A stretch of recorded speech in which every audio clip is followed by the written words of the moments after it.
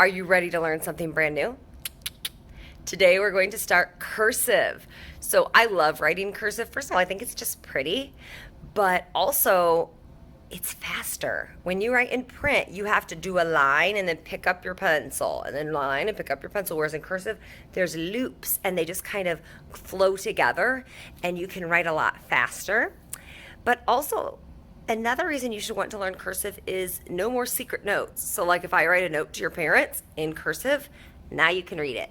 Whereas before you might, oh, that kind of looks like an I, but you might not be able to read it very well. So it's important that you're able to write your name in cursive and that you're able to read cursive. So we're going to be learning about a letter a day. Some days we may not have time for cursive, but I'm going to show you an example of how it is faster than print. I'm going to write my name and I'm going to count how many times I pick up my pencil when I do print. Ready? Or marker.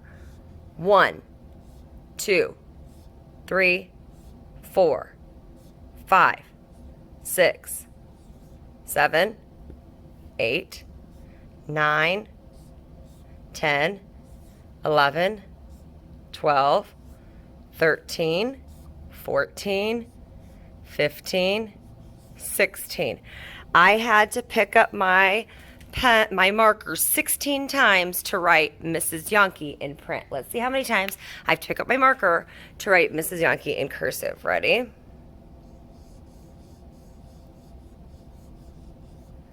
1, 2,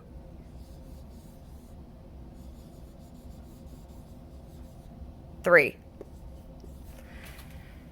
I only had to pick up my pencil 3 times. And look how fancy it looks. So a lot of times, like in college, when people are taking notes, they might not make their cursive fancy, but you can write really fast when you are doing cursive because you can just kind of boom, and I didn't have to. Now that's sloppy cursive, but that's the word doctor in sloppy cursive because I didn't have to keep picking up my pencil in between. So for today's lesson, you're going to need your cursive packet. You should have gotten one when you went and got your device if you're virtual. If you're in person, your teacher's going to pass one out to you.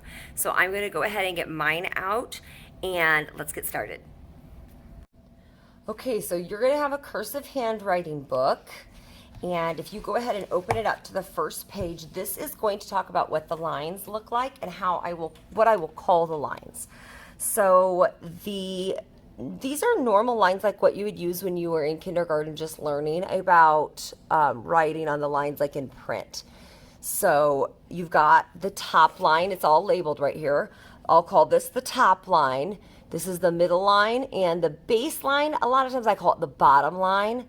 And then the drop line that drops below. I like to call this area the basement. I know Mrs. Roper does this in kindergarten where it's like there's like a house, and so the roof of your house goes to the top, but it's not going to go above the top, and then the house goes down to the bottom line. It's going to be like where the grass is.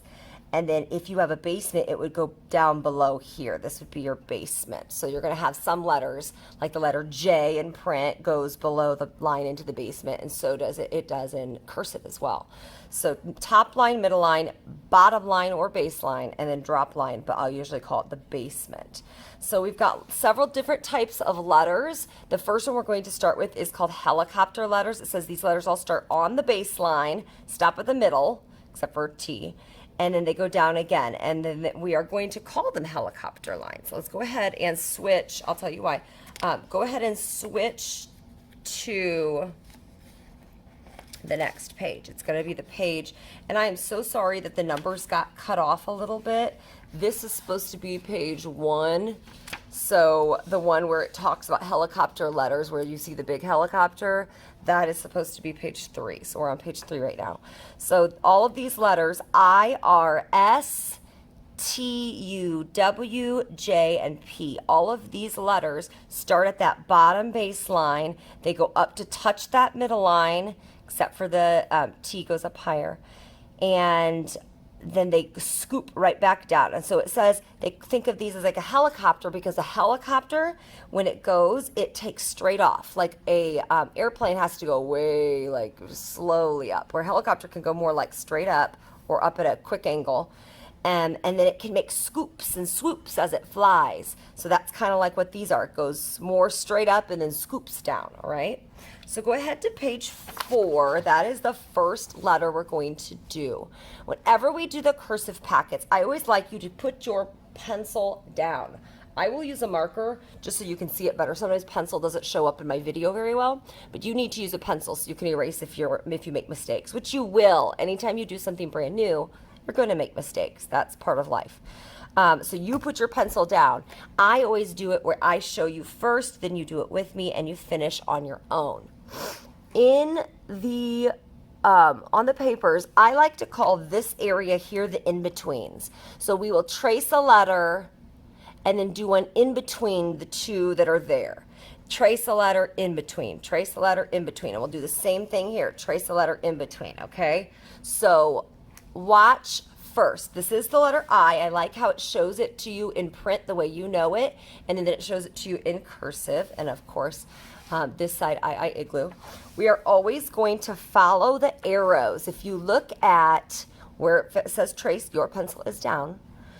It's showing you number 1 arrow goes up. So we start at the baseline and we go up. Number 2 does that little scoop around, and then 3 is the dot.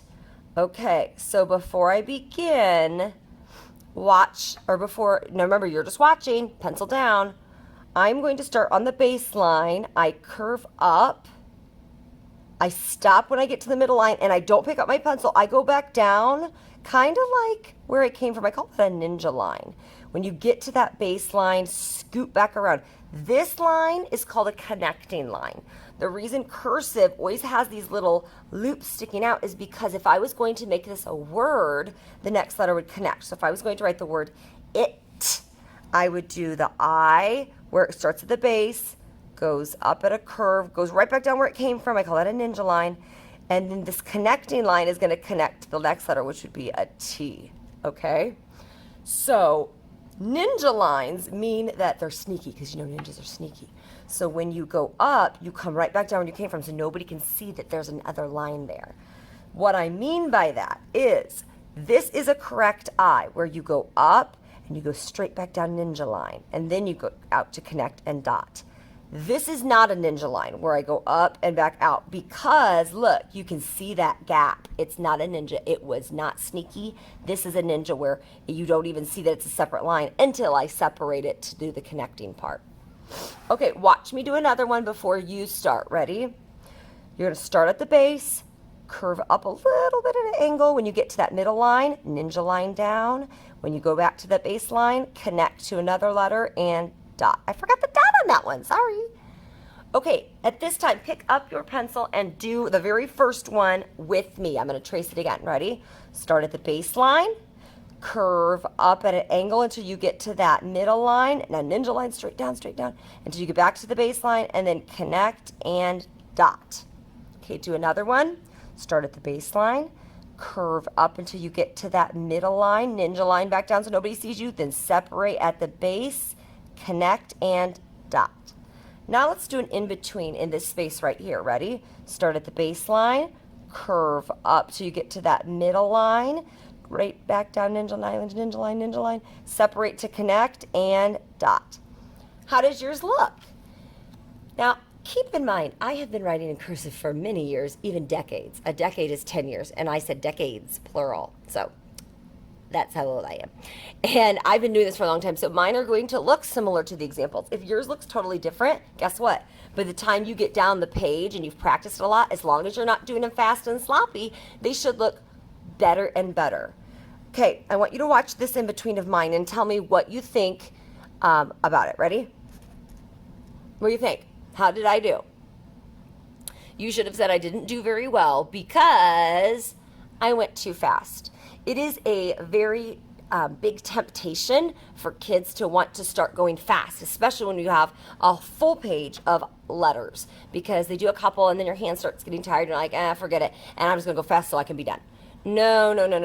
This is not pretty. It is not done correctly. I started below the baseline. I went above the middle line, and it's just fast and sloppy. And the dot is way above the top, which nothing goes above the top.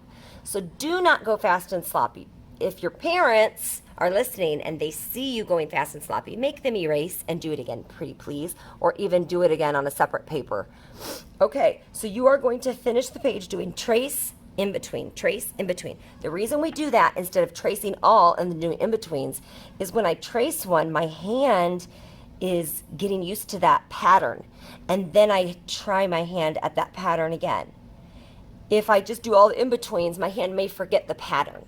So go all the way down to the bottom. When you get to the very bottom, what I want you to do is go back through and find which in between you did that you think is your very, very best, and then I want you to circle it. So I'm going to find, I should not be circling one yet because I'm not done, but I think that one is pretty good. So I will circle my absolute favorite. Okay, good luck with your igloo letter I.